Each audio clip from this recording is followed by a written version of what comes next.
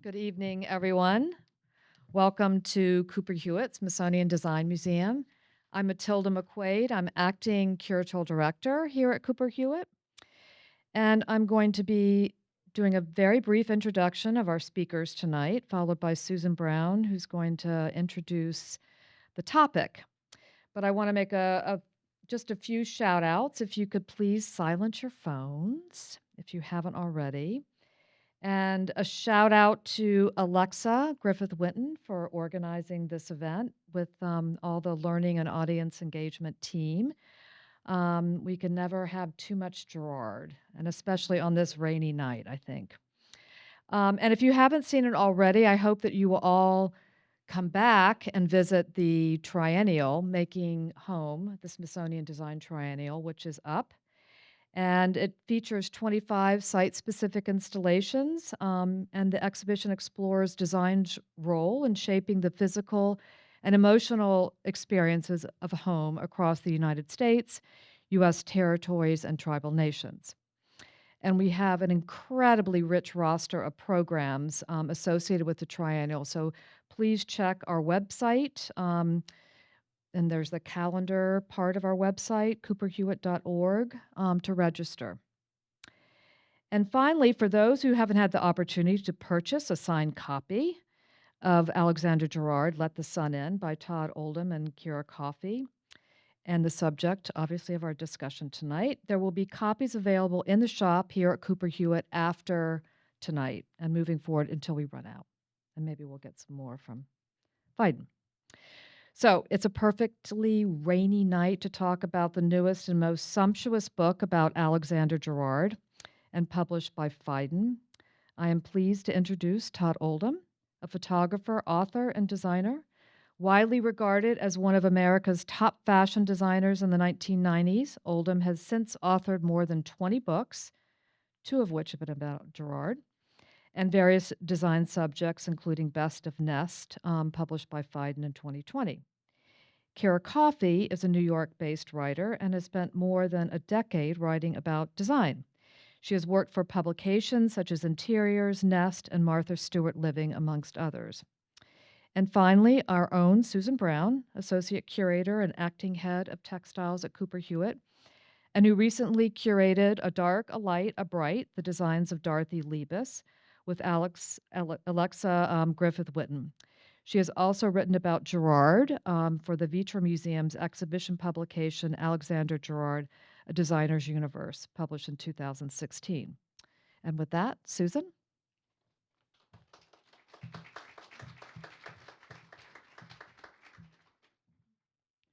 Thank you, Matilda.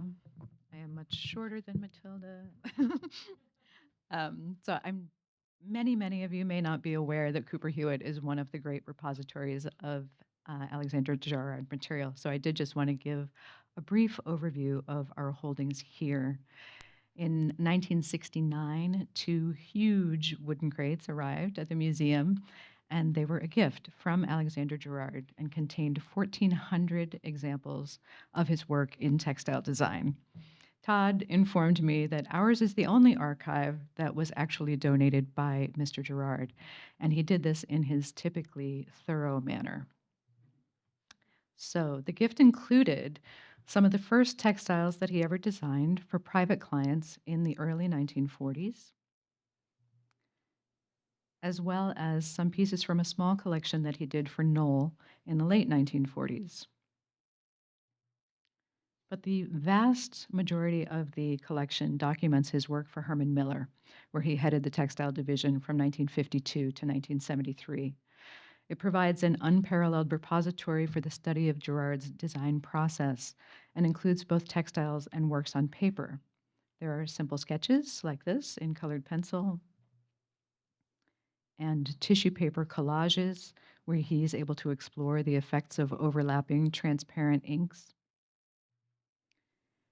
His training as an architect really shows through in his approach to rendering his designs, like this very detailed plan for a dotted linen, which looked like this when it was woven. He even used blueprint as part of his process, like this spectacular design for Manhattan. His cut paper collages reveal the complexity of what will become a 7-color print, refined here to a concise single repeat design card. 12 by 12-inch textile samples show the range of the different colorways that were available, as well as some of the varied ground fabrics, which included linen and cotton shears and polished cotton. Color cards like this one consolidate the 6 colorways into a single chart and indicate the use of Lurex metallic yarns in 2 of the colorways. The sequence of the wefts is noted on the side with an ABC system, which I think may be of his own devising, but reminds me of the rhyme scheme of a poem. And through the sheer volume of the materials that we have, we're able to just observe, notice innovations like this one. So although this design is called One Way, it was offered 3 different ways as a 2-screen print or 2 different single-screen prints. In addition to the incredible patterns that we all love, the collection also includes solids, woven upholsteries, casement shears, and vinyls, providing a deeper understanding of the color palettes that he developed for Herman Miller. Gerard made vivid colors as indispensable as neutrals. As he said, there's always the problem of where you find a magenta fabric. The collection was the basis for Cooper Hewitt's 2000 exhibition, The Opulent Eye of Alexander Gerard, which was the first major retrospective of his work. We've also worked closely over the years with the Gerard Studio, Herman Miller, and Maharam on their ongoing collaborations. But staggering though they may be in number, the textiles are just one aspect of Gerard's prodigious output. The table of contents of the book that we're here to celebrate tells the story of his multifaceted genius: textile design, product design, curation and exhibit design, letter forms, commercial interiors, residential interiors, and more.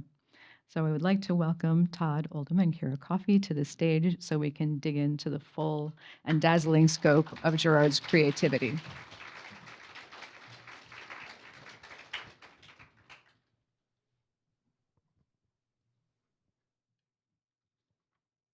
Thank you so much for having us. That was fun. I saw some things I'd never seen before up there.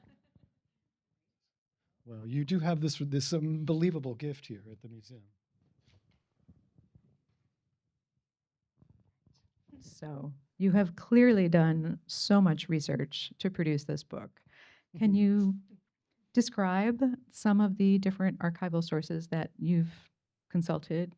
Give a kind of travelogue of your research journey over the past, 10, 12 Yeah, years? something like that. It's been huge for both of us. We kind of divide and conquer and then come together. The way that Todd and I seem to work on Gerard books is pour through all of the material we can. I'm mostly dealing with the written stuff, the magazine reviews and family archives and just tons of publications. And then Todd's starting with the visual, and then we keep coming together and separating again to sort of ferret out what's what and what should be at the forefront. It's got a whole other forensic level in between all this design and research too, because as much as Mr. Gerard beautifully documented everything, there's full of mysteries. It's just full of stuff we have no idea, but glorious and clearly Gerard. But it's amazing that through all these support partners, the Vitra, all those people you mentioned, that we can have these things that none of us know what it is. It's really something. So among the major repositories, there's the Gerard Archive at Vitra, there's the Herman Miller Archive, there's the John Deere Archive. Is there one of them where you really get the feeling for the Gerard Studio? I think it would be Vitra. Yeah.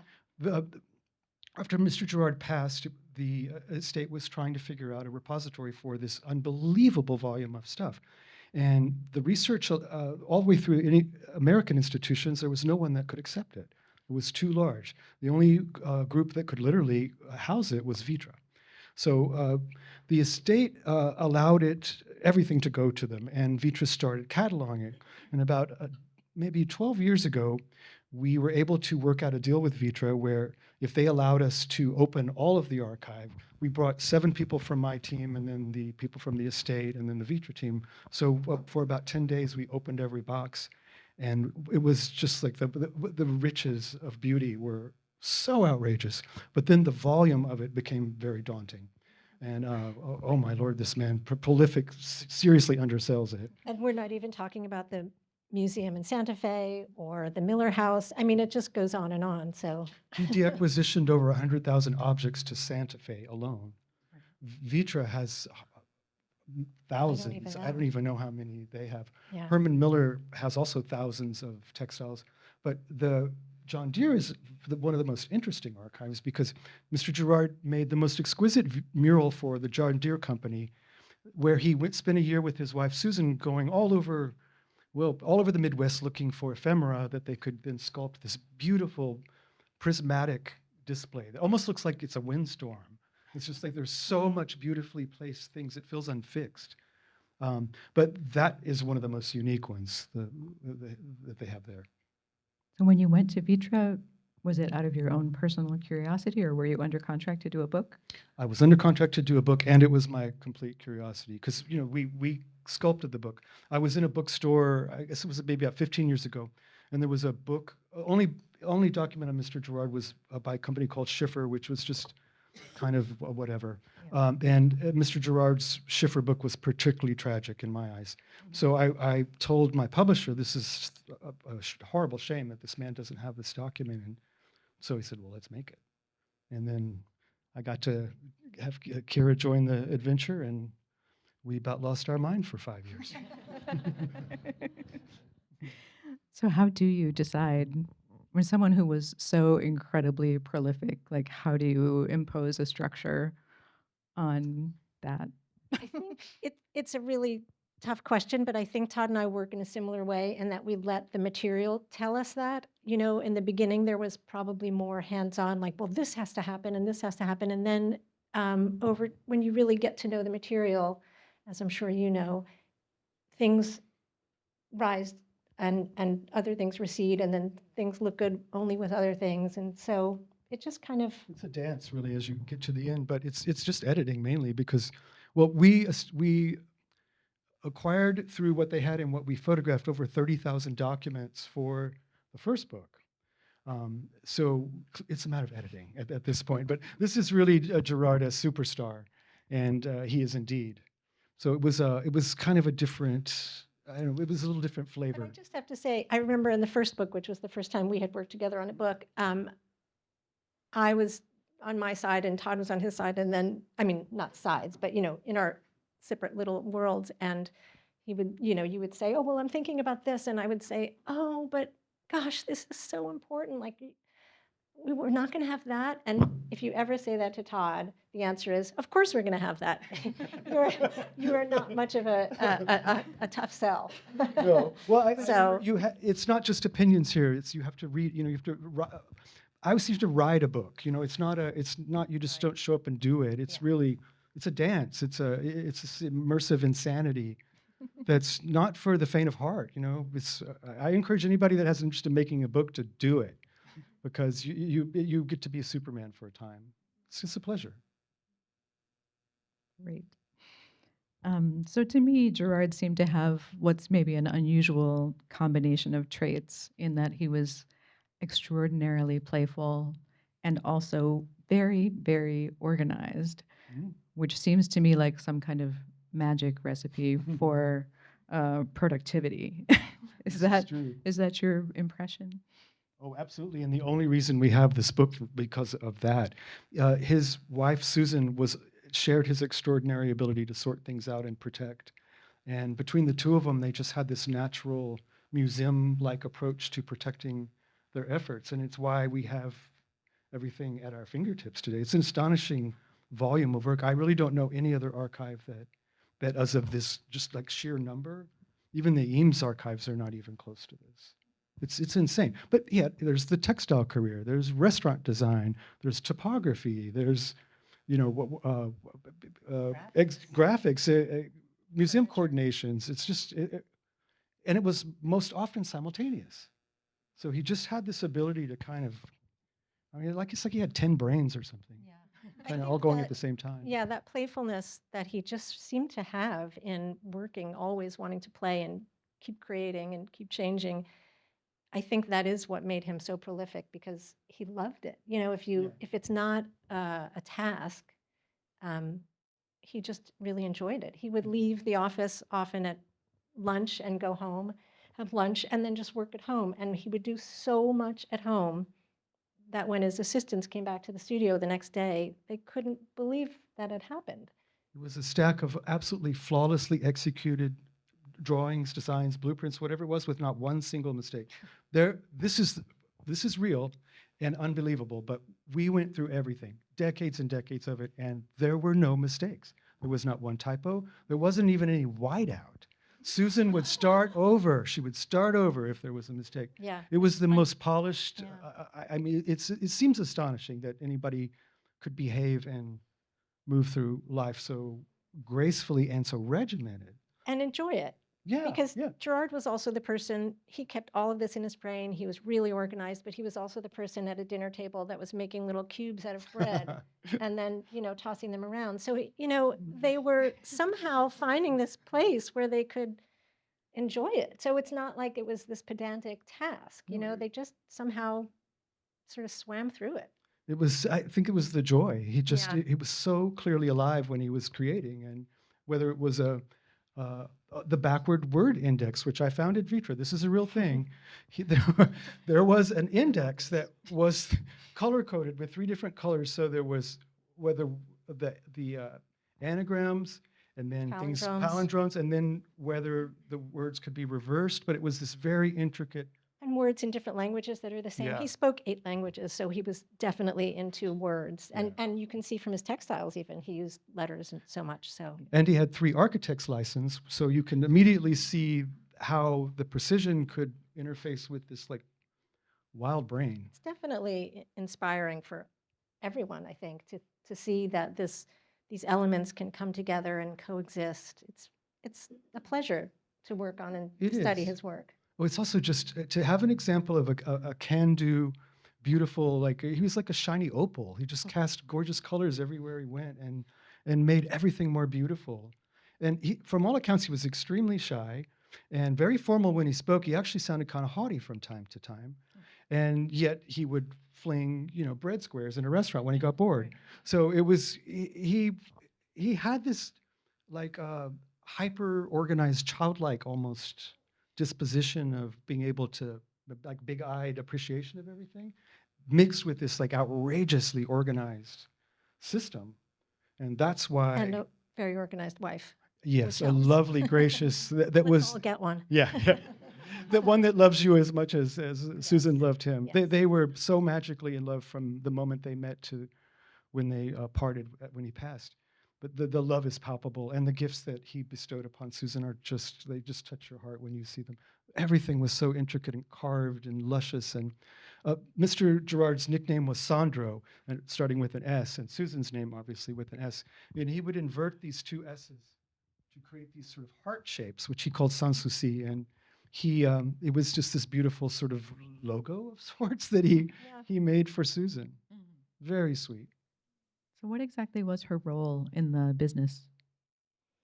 Some of it is mysterious to me, maybe not to you, but I know she was obviously cataloging everything, keeping track, but I feel that she was often his interface. Do you feel that way? Yes, she was his protector beyond the call of duty. We would never have Mr. Gerard in the world as we know it without this little teeny microcosm that happened from him and Susan. The support was just so unbridled, and her love and appreciation for him was so potent that it was created this kind of like perfect storm Yeah. for explosion of creativity. And he really wanted to just work. He wanted That's all to he do wanted. his work and his art. So she enabled him to do that. I think if she was sometimes the interface or sometimes even probably in social situations, she would allow him to sort of recede, and then he was always inventing and thinking. And I think that was his preferred It role. was. We spoke to 3 generations of assistants, and they all shared pretty much the same thing. But one of them was around when he was a little more active, and they had this thing that if somebody got too close or started talking too long, she knew immediately to go, "Oh, Mr. Gerard, let's get you a drink over here," and she would drag him away because it was just too much stimulus. So he somehow had a situation set up to support his genius. It's very rare, you know, because none of this is normal. Like nothing Mr. Gerard did was like someone else at that time. Right. Not even now, but at Mhm. that time, Mhm. I mean, that's pretty amazing. Yeah. And he had a pretty small studio, right? Like not a lot of assistants Very. Maybe for someone who one or was so two. incredibly prolific. Yeah, maybe two assistants tops. He would bring people in from time to time and work on a project. Like Carl Tani came in for Braniff to help with some topography, but he turned in, was it 1,100 Braniff pieces? Oh, at least. Yeah, yeah. Imagine 1,100 unique pieces of graphic design that he made the type for. Mhm. You know, it's really, when you think about like what all the graphics that are required for an airline, all the luggage tags and, you know, just Yeah. it's an endless thing. And he didn't lighten up on any of it. He did all of it from beginning to end. It was amazing. And I remember that was my first experience with Braniff. I grew up in Dallas as a kid. When I was about 8 or 9, we would go to DFW to fly, you know, with Braniff, which flew around Texas at the time. And when they excavated the DFW terminal to build Braniff, they came upon this incredible dinosaur bones that they reconstructed in the middle of the Gerard Braniff ring, which is, I'm sure, made him beyond happy. I mean, he couldn't even have dreamed up a dinosaur bone. I mean, that's a big ask, Yeah. right? Can we get a dinosaur? No, but it was, I remember petting that dinosaur, which I cannot believe we were allowed to touch it now. But I remember I'm sure petting you that were, thing. Todd. Well, no, everybody was. It was kids crawling all over it. It was just an old dinosaur, you know. It didn't think of it quite the same. Right. But I remember, I didn't know Mr. Gerard's name, but I knew this place didn't look like my house. And this place felt real special, all these beautiful colors and a dinosaur. So I kind of got signed up way before I knew him. To return to the idea of play again, or what you in your first book called Wandering with Purpose, do you have any advice for developing a habit of play in your own creative practice? You're looking at me. I think, you know, there's been a lot of talk since this book came out about people talking about why that, you know, the mid-century, for instance, when people were crossing disciplines and they were you know, making films, even though they were sculptors and working with each other, you know, with no credit, the way the Eameses did with Mr. Gerard. You know, this has come up a lot, and I think that if you really boil it, there's so many things that are different now than then, but if you really boil it down, they were just trying things. That's it. I mean, they were just trying things. And that's sounds so ridiculously simple, but if you really do that, it's the best time ever. And He knew he seemed to be most alive and present during the making, which I think any creative Right. person will, that's the part we know we're alive. The rest, I mean, it goes out into the world, it does what it does, but it doesn't, you know, that doesn't have the same resonance. So I think he knew how to sort of self-nourish in a way. I think it was his fuel. I'm not sure he could have breathed Right. well without. and I think a having lot these- of people were doing that, maybe more than now. It was just a different time. So Yeah, these mid-century aesthetics we can easily identify now, but can you imagine? I mean, coming off of crazy, curly, carved extravaganzas, and then he's showing you these wild, sleek things that he not only made look different, but he dropped the seat. You know, the cushions set at 16 for many years, and then would go down to 14, which Charles Eames knew immediately would send a signal to your body to relax. So there was way more than just the beauty of it. There was all this science and nurturing, and Mr. Gerard wanted you to have a great time. you And know? I think they wanted to have a good time together. I do. I think not every designer, of course, but you know, when Gerard met Eames, they had both designed a very similar bent wood chair that we now know is more of an Eames chair. But when you see Gerard's, you realize, oh, so they saw each other doing this, and it wasn't competition. It didn't become a line. It was just, oh, you're doing that. Great. And I'm doing that. Oh, we should work together. Yeah, they seemed to amaze each other. Yeah. There was kind of it didn't seem competitive at all, but there was a lot of delight. Mhm. And actually, there's an interesting story about Eames going into Gerard's house and seeing these bent plywood chairs, and his weren't finished at the time. Gerard's were, and Eames joked, "Well, I guess I don't have to do it. I'm not even going to do this now." So thankfully he did. But Mr. Gerards are very lovely and do not look like the Eames chairs. But bent plywood is a little bit of a trick. It's not like you can just go do it in your kitchen. Right. Well, maybe you can, but most people can. And Mr. Gerard found a way to somehow make this odd thing friendly. And how did he experiment with it? He did it in his kitchen. He did. Did he, like- his cosmic kitchen? I'm not sure exactly the kitchen, but he made it. Those were all made at his place. Mhm. And those chairs are very beautiful too. I mean, there's gorgeous pictures in the book, but if ever you get to see them in person, they really are special. Mm. Really lovely. Reminds me of when I was growing up, my brother decided to make a rocking chair, and he got a 50-gallon drum and built a fire and made a steamer out in the backyard Wow. to steam the Wow. rockers. I'm like imagining something like this. Right. Gosh, exactly. That's what it would have been, Yeah. Well, Really? Charles Eames first came up with that bending to do the splints. Right. He was a big supplier of splints for the war, and those are still around, and you can find Yeah. them. And the Vitra dolls came, I mean, wasn't that just because Oh, yeah, Gerard got a He gift? got a bandsaw for Christmas one year, and went out to the garage, and So, then those dolls came, and Yeah. then more dolls. And we were explaining also those dolls, that what we know is finished, and they're very gorgeous, but there's a whole other world that he never completed, like with triplets, and it's really, it's like there was never really an end to an idea. It just kept evolving and turning, and it might show itself in a doll, or it might show itself in a textile or a restaurant, or has anybody? I mean, this is, I know, a younger crowd, but does anybody know anybody that was at La Fonda? La Fonda does. You do? Oh, tell us. cool. No, my parents went, and my mother has photos. And in fact, just before this, 5 blocks north of my apartment, I ate Mexican takeout on my La Fonda. Oh, that's fantastic. So great. Were they amazed? My mom. Sorry. My mom also described, though, that it was so full of smoke that it was not a very pleasant experience. So, yeah, but I always say I was born a little That's a bit good- too late. Wow. Yeah. That was such a La Fonda del Sol was the first Latin American restaurant. It mixed many different cuisines from Latin American countries, and Gerard did a mind-blowing experiment on this place. It was one of the worst floor plans I have ever seen. It was like somebody stitched seven Kind of buildings together windy with and small. Yeah.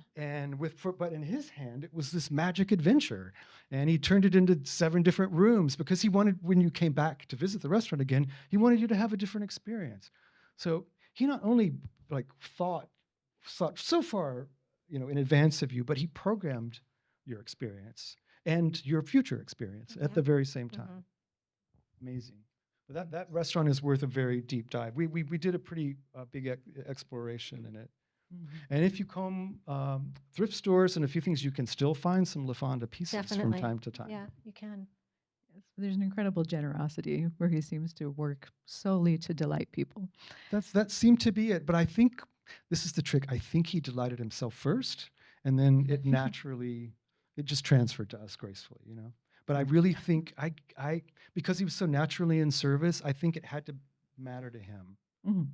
It wasn't somebody said, do this for somebody. That's not what he did. He did his art that would be applied to someone's home. Different thing. So, in fact, something that comes up again and again in the book is that he was always doing more than what the client asked for, which the results are like undeniably magnificent, but it sounds like a lot of opportunity for uncompensated labor. Like, how did this all work out from a financial and client relations perspective? I don't know about the financials really, do Well, you? yes, he only worked with very rich people.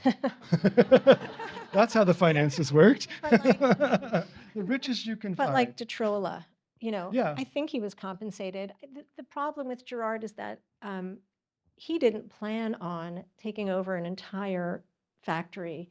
And, when he was hired to design radios and turntables, he didn't plan on then designing Yeah, maybe every office. tell everybody the story of Detrola. So I guess this was in the late 30s. He was hired to design radios and turntables for a communications company, and that's what he did. And then suddenly he thought, well, let me design my own office. It doesn't really look what I want, the way I want it to look. And he designed it top to bottom, completely innovative.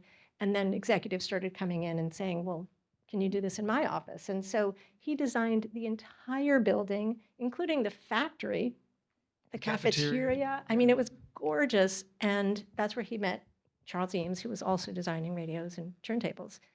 But I think he didn't have that plan. You know, he just went in and couldn't stop himself.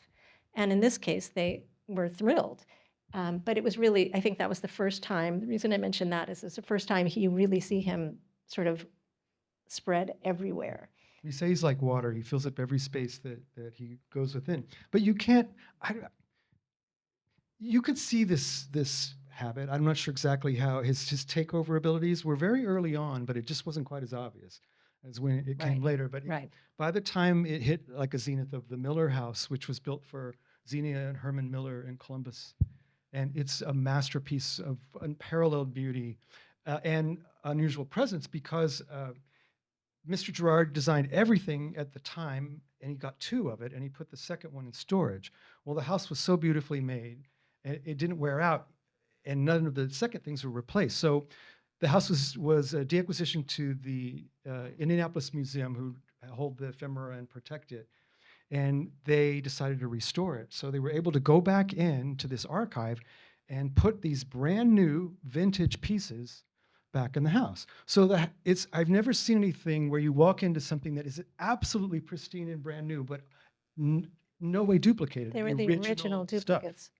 It's like nothing you've ever seen before. But you know, I'm thinking for the first time now that this was his way of working was a very clever way to really not be able to be bossed around because there's Yes. no one that could have thought to ask him, oh, can you also make tissue paper for my wife Yeah, for her Christmas presents? which he And did. which he did. Can you color code which soaps go in which bathrooms on a little chart that you hand draw? You know, no one could have ever predicted that. So in a way, it was very, I don't think it was conscious, but I think he escaped having too much direction in a way because he just came up with stuff that no one would have asked him to do.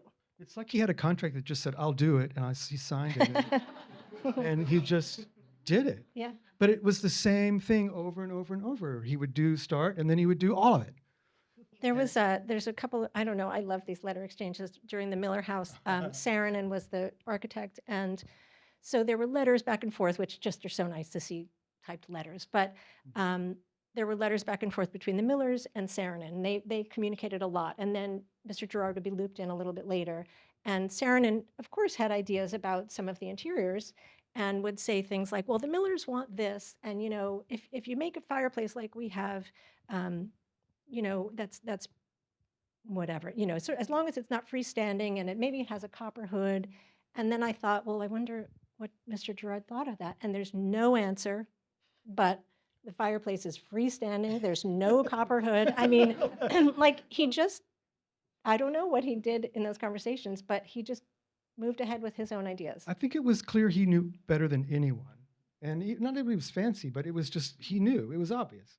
So just like back off and let him do it. Everybody seemed to agree. There's no dents. Like when you look at the whole oeuvre, it's just unfettered. It's all Gerard. And it looks really like there was no comment ever offered. Although we do know things like there were comments offered on the Miller House. The Miller House contains one of the first conversation pits Oh, that yeah. Mr. Gerard had, you know, he was really one of the originators of that. And Mrs. Miller was very concerned about propriety at this point and didn't want to have upskirt shots. People walking, you know, if you're walking around in a pretty puffy dress, you didn't want to suddenly be with your underpants on display. So they didn't exactly believe the logistics of it, so they built a full-scale version in one of the Herman Miller factories so that they could test the skirt sightlines, and it worked. It worked. But it also revealed that you could see the underside of the piano that Mr. Gerard promptly lacquered Chinese red. Just the underside. It can't be seen unless you are in the pit. So yeah, he took over everything. And do you have any sense of, you know, in a project like La Fonda, when he designed everything, did he conceive of it all at once at the beginning, or did he get partway done and My then guess say, would be yes. what about the sugar cubes? I didn't think about the sugar cubes. Oh, well, right, And yet that's he true. did. I mean, it Yeah. did Yeah. eventually, but I'm saying, I think his brain was so unlike ours that it's just, I wouldn't be surprised if he did see it all right from the beginning and knew how to go into it. But take La Fonda, for instance. There's a graphic element, one of the first like giant graphic elements I've ever seen in a restaurant, where it was different moments within cuisine. And it's enormous, this huge tile thing, but he designed a special typeface and then actually font families that run throughout. And the painting of this thing, it's about 4 foot wide, the original painting, and it's once again absolutely flawless. There's not one correction but like no one could have asked him to do Definitely that. not. And my guess is that at the end of that, he wished that he had done more. That's my guess. Yeah, really, because that's him. And before La Fonda, he went on a research trip that was weeks long in South America and Central America. So he was just like absorbing, getting ideas. I'm sure there were things he wished he had time to do. And this is all coming from a natural world citizen anyway, and was one of the most sophisticated bon vivants you've ever heard about. I mean, he just spent his entire Yeah. life like in a swirl of magic. Seriously, it's just it's the most unusual life. I was struck by a quote in the book where Gerard is talking, I believe, about folk art. And he says he likes things that are bounded by the vigorous limitation of a tool, a material, a handcraft, or a machine process. And he might as well have been talking about his own work because he did. That's exactly what he Seek was talking out, about right there. Um, That's you an know, amazing thing because when I understand exactly why he said that, because when somebody says do what you want and it's literally anything, these kinds of like small little nooks and corners are so important to get you going. Because as a designer, when somebody says do what you want, I'm just like, oh well, if it can be anything, then let's make an airplane or something else instead of this photo or whatever you think you're asking me for. So it's I understand the way he thinks, and I think that might be one of the most interesting examples of explaining it. I know I was kind of. It's almost like a difference between inventiveness, which is a word that people use very frequently, and innovation, Mhm. and that he's not really pushing new technologies in textiles, for example, Mm, seeks out smaller mills yeah. in Mexico and in India where they have less sophisticated technology, but then But you can loves see the to hand. iterate wildly at that boundary. So, how many stripes? Right. I Well, think too what was so interesting to Gerard was this conversation between, say, a really ancient mill with hand dyed textiles speaking to his more modern designs. I think he was always speaking between decades and between much larger uh, elements of art history. I think that was super interesting to him. And he grew up in Italy where, you're seeing many old things. So I think some of those limitations were an opportunity to talk about different eras. he seemed to meld it together in a way that only his brain saw. Yeah, right. I mean, he wasn't talking. It was his own creation that just included a lot of history. His Rosetta Stone was so unique. I mean, everyone's is, but his was wild. You get full European art history and growing up within it, and then you get this kind of rich American New York situation that kind of appeared, and then just being this, constant world traveler. It's a very sophisticated man who was a little surprising that he chose to be in service to humanity like this. Like he didn't really have to do that. They were fine. So the fact that he spent huge chunk of his life making things better for us is really something. It's lovely. It's very lovely.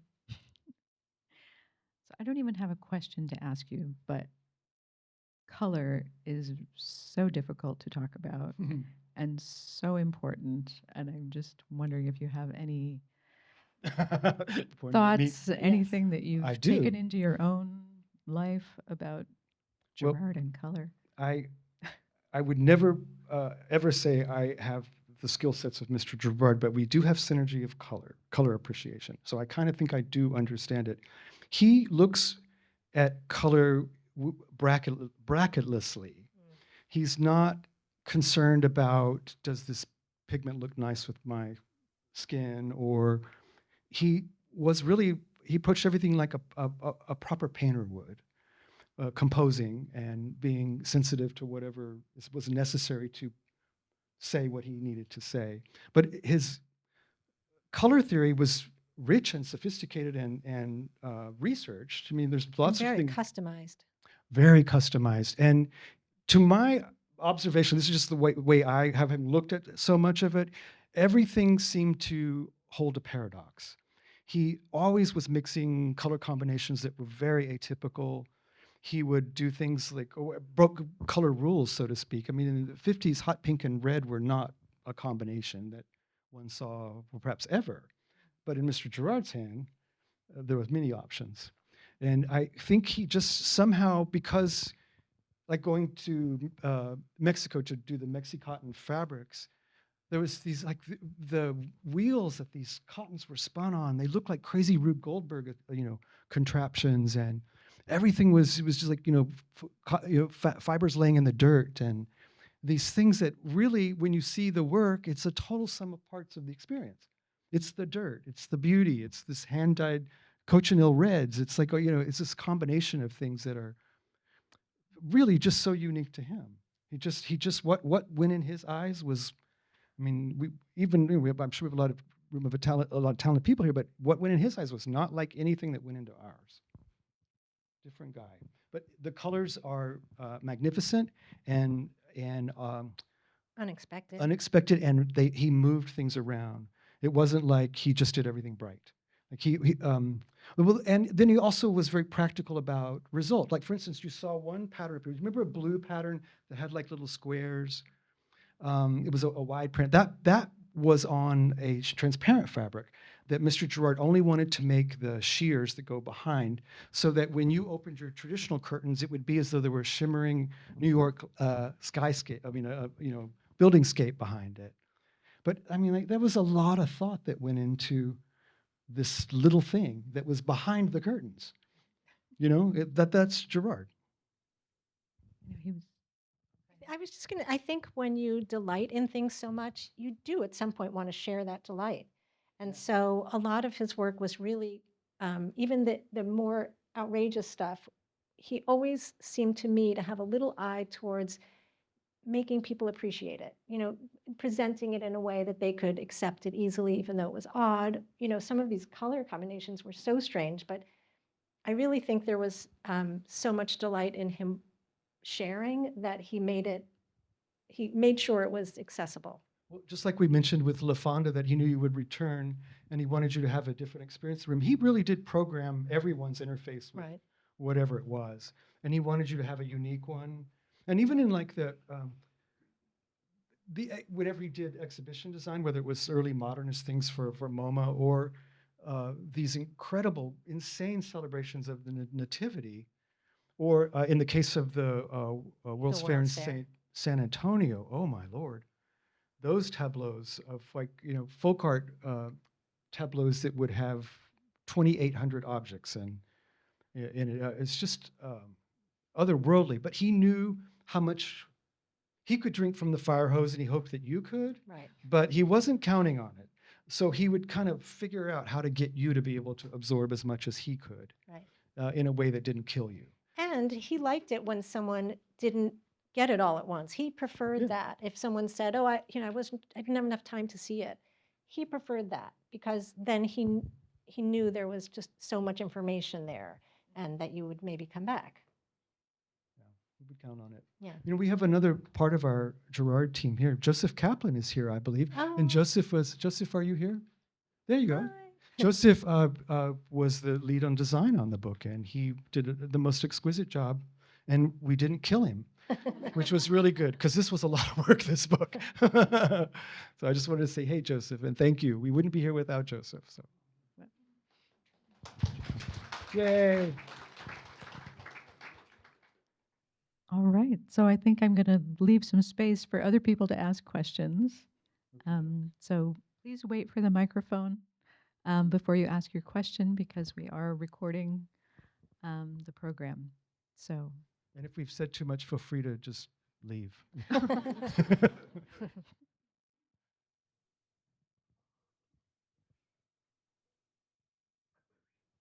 here.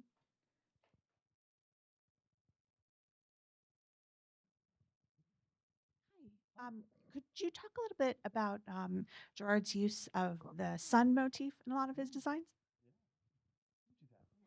Okay, all right. Yes, there were motifs, these sort of universal motifs that reappeared through Gerard's work through the years, and the sun was one of them, which is very interesting because he didn't draw figurative motifs very often. The cover of the book obviously has the the evil eyes on it, but when you look at, especially in the textile design, there's very few anything that has a figurative or a recognizable motif in it. So the fact that this sun has been so resonant with you, and you remember it, is a rare time where Gerard actually pushed something forward. There are probably 100 versions of that sun between Just in La Fonda alone. just in La Fonda, No, exactly. seriously. Oh my God, It's incredible. the handles, the hot water handles in the women's restroom were suns. So the front entry sequence was a giant sun. So and then the title of the book, "Let the Sun," was all from Mr. Gerard's writings. And I just want to add, because he traveled so extensively and was such a great student of design, he really was drawn to the symbols that have been repeated for thousands and thousands of years. New ones too, of course. I mean, he liked a great matchbook too. But the sun, I think, it is such an old symbol, and that he saw that so many times. He traveled the world. I mean, so I think part of it is, again, I feel like I'm harping on this, but I do think the history was important to him. Oh, uh, absolutely. Said something about humanity and design. But the sun does seem to have like a different resonance with him because the volume of it. For instance, the matchbooks at La Fonda del Sol had two suns, one on either side, which he would design a matchbook. But in Gerard's case, I think there were 25 matchbooks, At least. different unique sun paintings that he painted. So Different colors. in the book there is an incredible the painting of the print run for the matchbooks. It's just it doesn't seem possible. But that's Gerard. When one would have done, he made 50. You had a question? Oh, I'm sorry. Oh, the mic's gone. Hi. This is really lovely. Thank you for sharing this with us. I wanted to know, this has been so positive. Did he ever have a client that just didn't get him or it didn't mesh, and how did he handle that relationship? I'd We say don't no. have any record of that.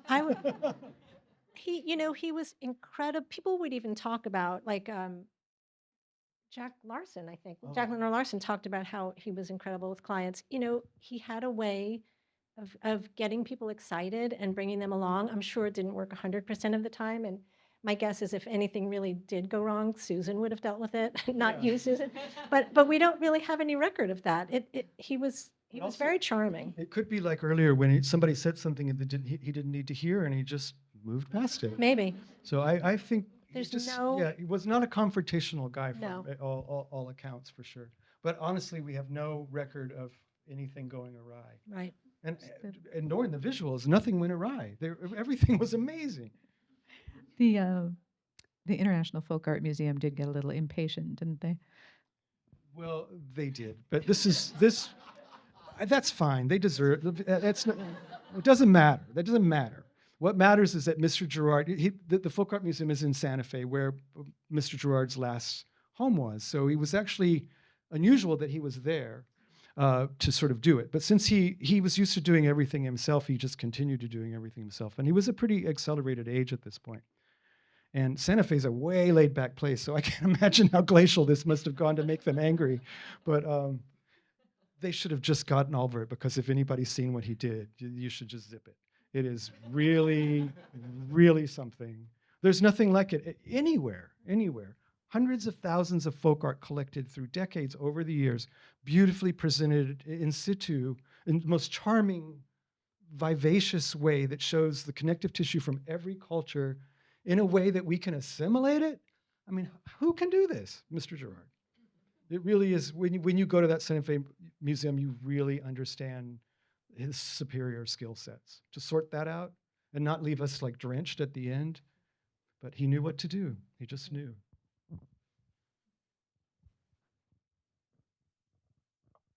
Thank you. This is such a lovely account of the story to hear directly from you. I'm very interested in children's education and how regimented it can feel nowadays. So I was wondering if you could talk a little bit about what you uncovered. You've spoken about him as an adult and his travels and a cultured man, but how much did you come across in terms of his early education and what that might have looked like? You read many of the documents, but he There's seemed like not a a ton about that. 45-year-old, 7-year-old to me. He started, for instance, yes, because he started collecting Christmas nativity scenes Yeah. as a child. I mean, collecting, really collecting. He seemed to have this, his appetite very, very young, and his family was very artistic. So I don't think it was very regimented, but I think he was really supported. Is my picture of it. We don't have a lot of documentation about it. But the little tidbits of him as a kid was very unusual and seemed to be really accelerated. But I do know his relationship with his children and his grandchildren, and it was pure magic. He adored his family, and he spent so much time with Corey and Alatiel, his grandchildren. They actually made drawers in the house that they could touch, and then there were many things they could not touch. So he established already the respect that was needed to interface with these beautiful objects. So they just grew up naturally knowing how to handle this stuff and open to his way of seeing, because he would just there would be a wall of Milagros, and then a Japanese Godzilla toy, and then some Native American something. And his son Marshall also learned to cross mediums and Oh. be unafraid of creating. It was really a very artistic household. They would sit in the backyard and then like pick a rock up, and they would just both start carving a rock into something else. Like it just was, everything was an artistic effort. And then people that they surrounded themselves believed it too. Like George O'Keeffe was a very dear family friend of theirs. And we know Miss O'Keeffe is a pretty stern-faced lady. But when you see pictures around the Gerard, she's like laughing and cutting up and Taking a nap. taking naps. She would go there to take a Yeah, nap she would go over to their house and take a nap almost every on day. her way home. Yeah. Yeah. It was like they had a nap room, Mrs. O'Keeffe's nap room. They did. It's real. I just wanted to ask you. It's a good lead-in, what you just said about her, because I was curious about other people in the design world or the art world that were really close to him and that he hung out with, if he hung out with them, or that, I'll let you- because you said he was a little bit reclusive.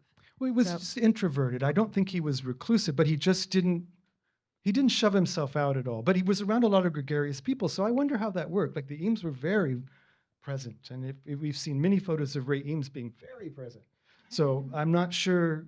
It seems a little bit at odds from what I know, but I don't know. He was otherworldly. He just somehow managed to be significant to everyone he met. And he had incredible friends from like I.M. Pei and George Nelson, and pretty much anybody that was alive and working in an interesting way was in awe of Mr. Gerard. And he might not have been that person at the table that was talking the most. I don't know. No, he he might was have been, not. but my guess is that he would still have that same role that he liked in life, which was to sort of be tinkering at the corner and listening and adding, but maybe not pontificating. Corey and Alicia would say when they would have dinner parties and stuff, he would just kind of slip away from the table and go and sit on the floor with them. And they would make up words or say words backwards, or just like this endless, crazy swirl of creativity and fun and exercise. It was really something.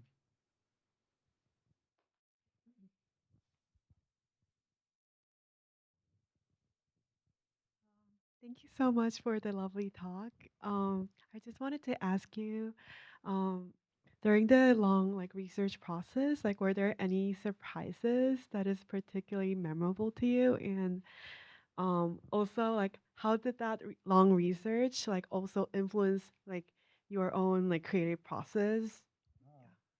Well, you can take that one, huh? Well, I mean, it was like nothing but surprises. It was Yeah. really Only. phenomenal, right? Only surprises, because there is really no one whose career and work looks like this or acts like this, to my knowledge. Or So, had these opportunities. I Right. mean, it was very, right. very rare. So, it made it a really, really fun ride, and sometimes exhausting, but exhilarating.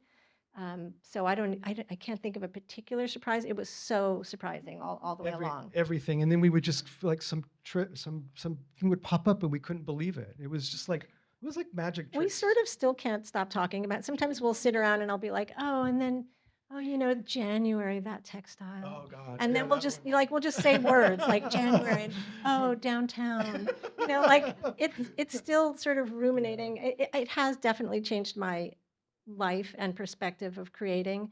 I can't put it into words exactly, but it's like infused, how I see the world, because the most or not the most, one of the most peculiar things about Gerard is how he sees. And once you really get inside his work and start just getting hints of it, it's so exciting. And then you think, well, yeah, okay, can I, you just start seeing things that way, I think. No, it's a lovely way. It's a way of seeing. a way in. If you can hang on to Mr. Gerard's way of seeing, it's the most incredible life. Very, very inspiring. I mean, I personally am thrilled and excited every time I see his work.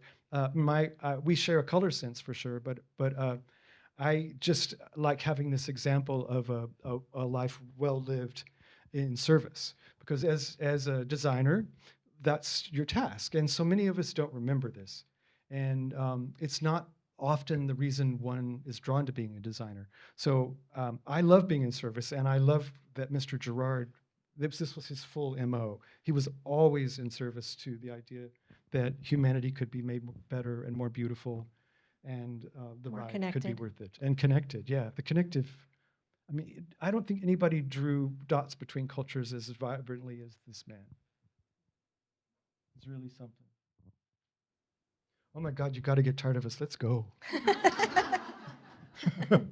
One more question? Oh, good. I scared it out of you. Thank you. I see his work visually. I mean, we're all exposed to it visually.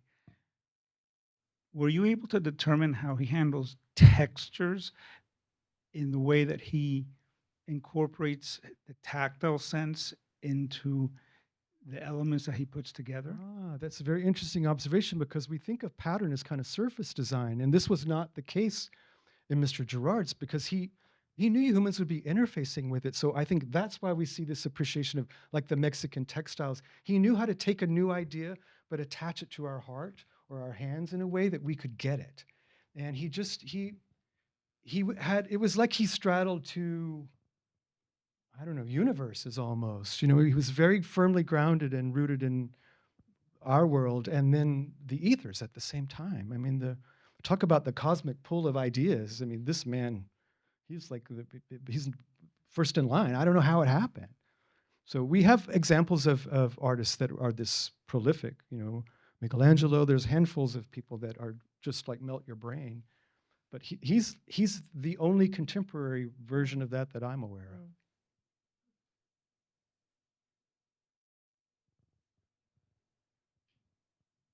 I have a question. Do you know if I would imagine he would have a very large archive of references, objects, trinkets from everywhere in the world. Do you know if that was kept anywhere? Is there a record of that being preserved? That It is all is. at Vitra, right? It's all at It is Vitra, and it's- enormous. I mean, I don't even know how many Coptic crosses he has, or, I mean, and, Well, or, he or knew, like though. rubber He knew. Yeah, he knew. Or rubber stamps. I mean, the list is exhaustive, and he really utilized them. He remembered them. It's not like he put things in the attic and forgot about them. He would tell his assistant, "Can you see if you can find that rubber stamp from, he knew what was there. He used it frequently. It was a fully active resource. Yeah, he had this box, sort of.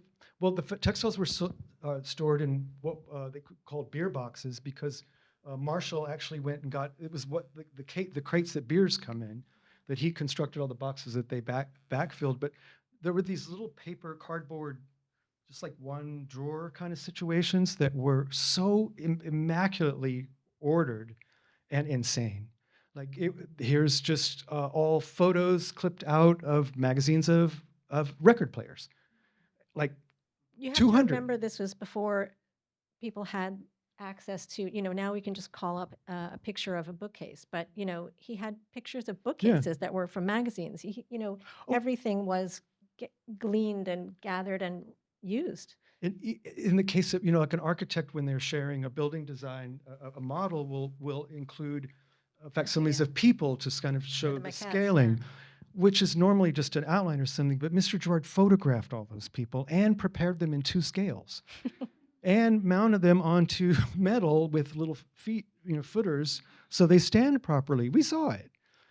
So the level of he was like a magpie times a billion or something. Like he could just, everything was sparkly and gorgeous and worth protecting.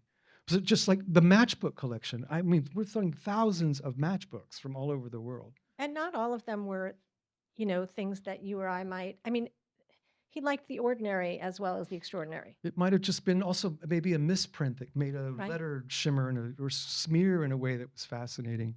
And also these matchbooks were kept in these cases that he had made, these like bookshelves with very specific heights of shelves so they wouldn't extend past the matches. The it sounds crazy because it is, but it all is also so sincere and real and accurate and makes sense somehow. So yeah, there was lots of stuff. Thank you for your question. Maybe one more question before we wrap up.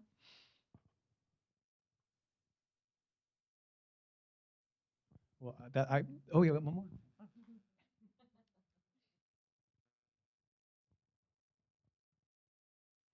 So now that you've published 2 fantastic, luxurious Gerard books, what's next in the Gerard universe for you?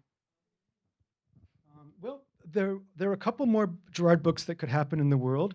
I think now we have a lot of great Gerard admirers and scholars in the world. When we kind of started out, there was about 3 or 4 of us. And now there's many more. So I'm not sure how much we're going to be involved in future books other than clapping for them and being happy to share whatever. But, we spent, first book, what took us 3 years. This book, yeah, so I guess we spent about 5 years of our life getting to think about Mr. Gerard, which is a lovely opportunity. I'm very grateful for Very it. But lucky. I think that might be enough. All right. Well, thank you all so much. Thank you, guys. Yeah, Thank you. Thank you. Thank you. Lovely to be with you.